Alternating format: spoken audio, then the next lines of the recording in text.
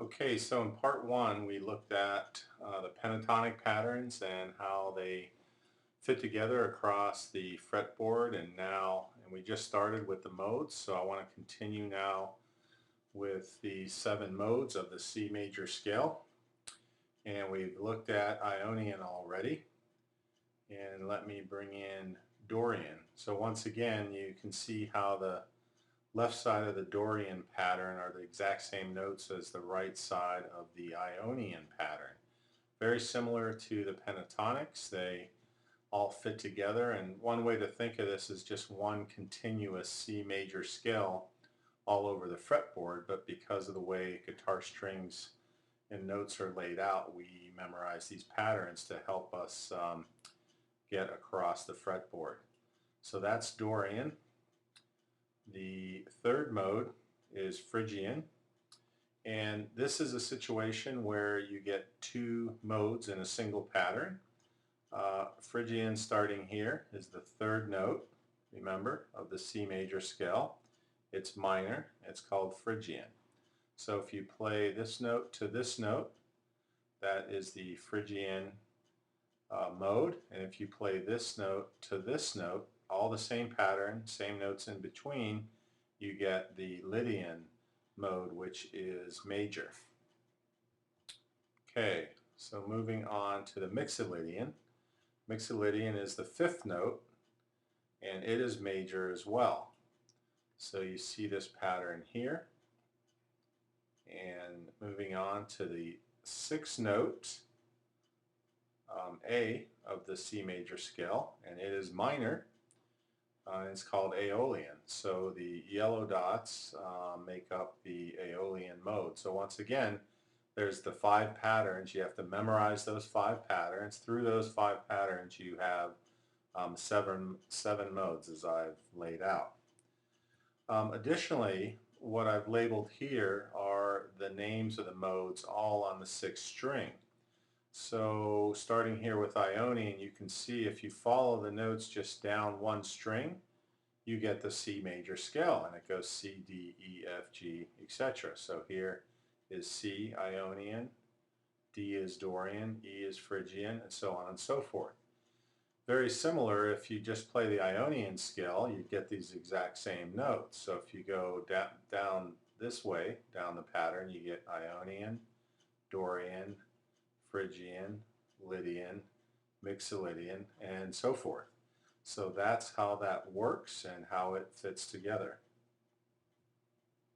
Okay, now I want to show the relationship between the pentatonic scales and the modes. So here you see the first position pentatonic, and we've reviewed all the pentatonic shapes and positions. Now I'm going to show you in a given song, say that we're starting here, it's an A minor song, and this A note designates where you would start the first position pentatonic. Likewise, this A note is the 6th note of the C major scale, so this is an Aeolian pattern. And let me show you how Aeolian fits right over top of that pentatonic pattern. And you should know that the 5 pentatonic notes, they're just 5 notes of the major scale. And that's why it fits completely over. You won't see any pentatonic notes that aren't also part of the particular mode. And if we move on down the fret to the 2nd position pentatonic, and here is the Ionian mode now, you'll see that the Ionian fits very nicely over that pentatonic shape. As we move to the 3rd position pentatonic, likewise, just the same, you'll see now that the Dorian fits over that pentatonic. So the way you apply this, of course, is if you're playing this position pentatonic on an A minor song, you can always play Dorian in the same position and switch between them, whatever the case may be. It's only really limited by your creativity. And going on down, we have the 4th position pentatonic here, and we have the Phrygian and also the Lydian mode, if you remember, that again fits very nicely over that minor pentatonic shape. And going to the last and 5th position, of the pentatonic shape. We have the Mixolydian mode that fits over top of that pentatonic position. So that's how the relationship between the modes and the pentatonics, and when you can use each mode or each pentatonic in a given song. So here you see all the notes, in this case the modes, and here all the pentatonic patterns. Again, you wouldn't learn it from looking at this, but rather going through the steps and the patterns and the positions that we have already gone through.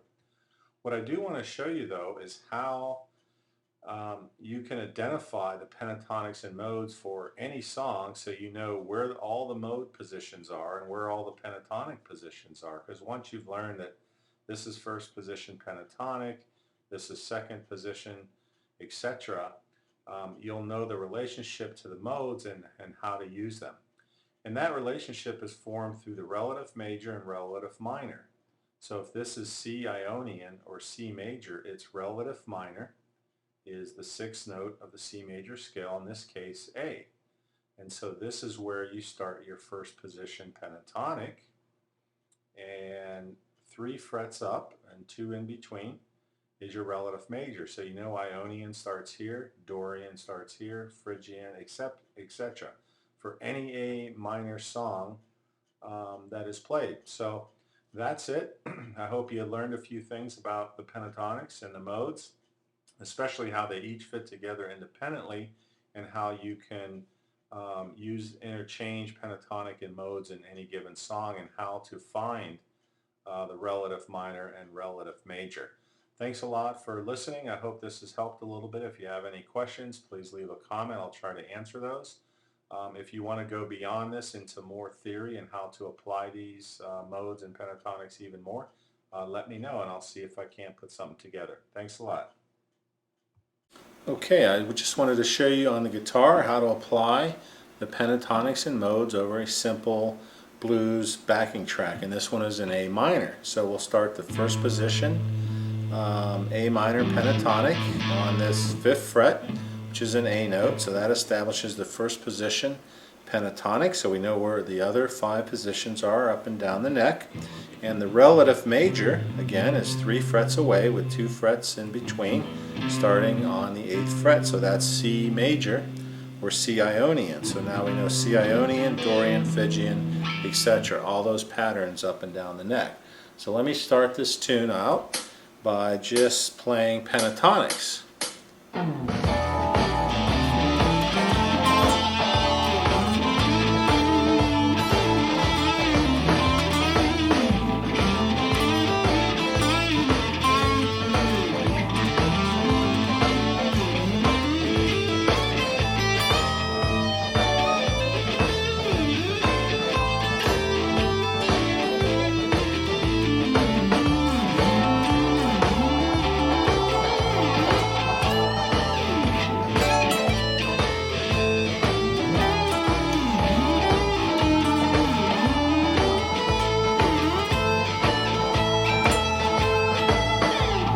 Okay, I'll shift to the modes now, starting on C or Ionian.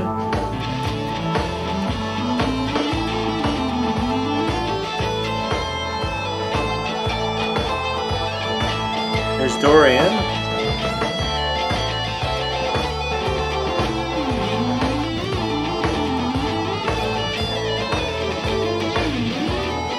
Phrygian.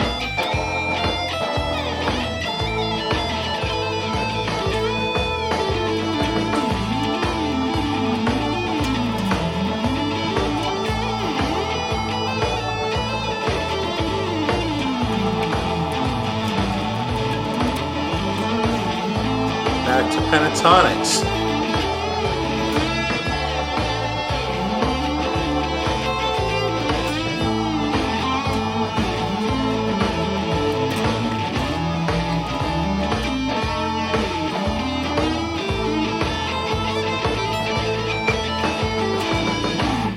Okay, and again, give me your feedback and leave any comments, and I'd be glad to answer any questions. Thanks.